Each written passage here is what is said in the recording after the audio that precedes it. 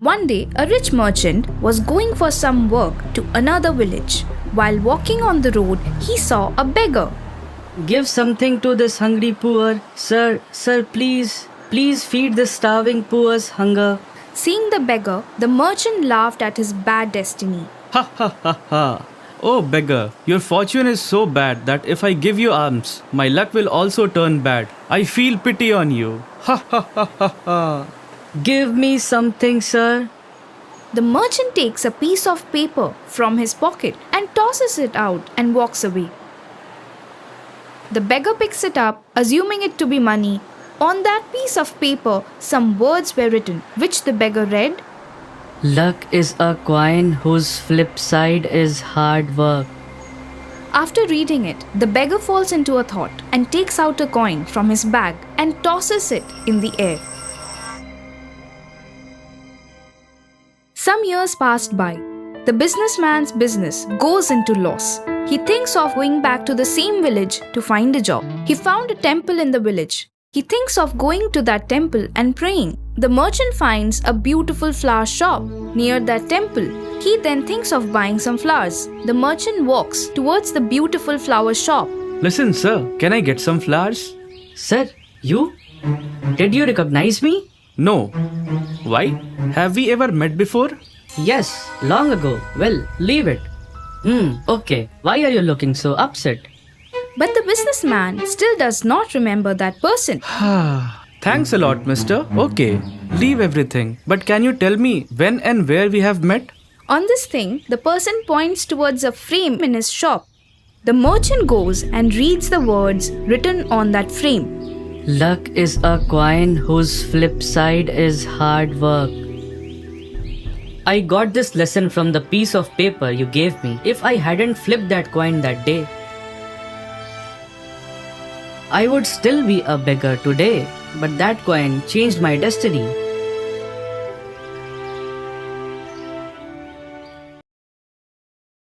In the small village of Luckendale, Justin lived with his family. He had a wife, Daisy, and two sons, Ned and Rick. Both of his sons were very smart. They always obeyed their parents. Justin owned a grocery shop in the market. He kept lots of different items in his shop. Because of this, there was a lot of gathering at his shop. Whatever the customer asked for, they would get it all in that shop. That's why many people preferred to the shop there. And because of this, he was so busy that he didn't have much time to spare. In this way, Justin lived happily with his wife Daisy and their sons. One day, Daisy said to his son, "Hey son, please bring some sugar from the shop. Tell your father that there is no sugar at home." Okay, mother. I will tell him. Rick, you also go with Ned. Okay, mother. I will go. Ned and Rick went to the shop. And they said to their father, Father, mother wants sugar. I had given it few days ago. Is it finished? We don't know anything about it. Mother asked to bring the sugar. Okay, take this. Now go. Okay, father. Now both the sons went home and gave the sugar to their mother. As the shop was near to the house, Daisy would send her kids to the shop if she needed something. Few days passed in this way. Justin and his shop was very famous in his village. He helped the poor people as well. Therefore, many people came to him when they need any help. He also gave things in credit to many people, so all the people of that village trusted him. One day, a man came to his village who wanted to start a new business. He observed the whole village and found out the most of the items are available in Justin's shop. I am going to start a shop in this village. At any cost, I will start a business here. I'll also earn profit as Justin does. I'll also keep all the items in my shop. So Thomas decided to start a new shop in the same village, and next day he started his grocery shop. He also kept all the items in his shop along with some new items. Hence, His shop looked nice, but no one went to his shop because people trusted Justin and liked him and his nature, so they preferred his shop only. One day, Thomas thought, I'll mix some cheap quality grains in it. Then people will think that Justin is doing this. and then he mixed all cheap quality items in rice, wheat, and sugar. And next day, he took all the bags to Justin's shop and said, Hey, brother, my daughter's marriage was cancelled. So now I don't need all these bags. There's no problem at all. You can keep these bags here and I'll return your money. Thank you very much, brother. It was very kind of you.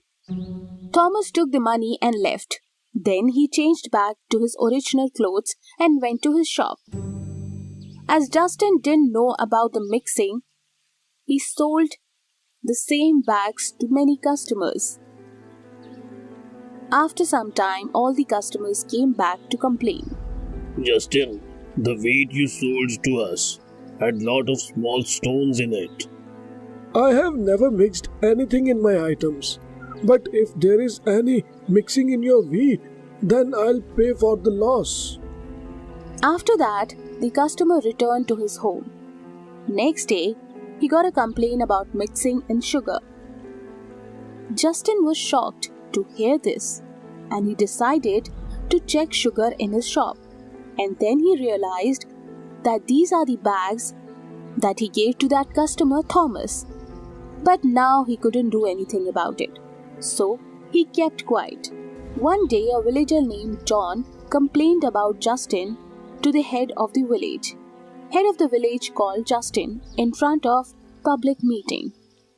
Justin, I heard that you are mixing cheap things in your grains. Is it true? Sir, I really have no idea how it happened. I'll take any punishment as you see fit for this mistake. Justin, as per the rule of the village, anyone who does this kind of cheating will have to leave this village. Okay, sir. If this is the punishment for me, then I take it.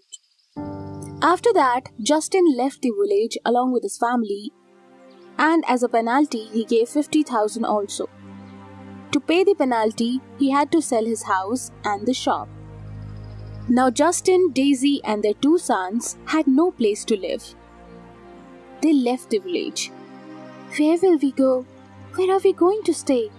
God will take care of all the things. If He blessed us, then we might be able to earn our livings.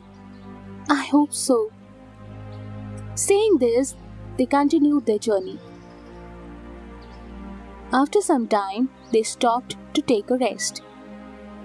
They were very thirsty, so Justin went in search of water. After searching for a while, he found a lake, and he brings water for his family in a mug. And the whole family drinks some water and becomes happy.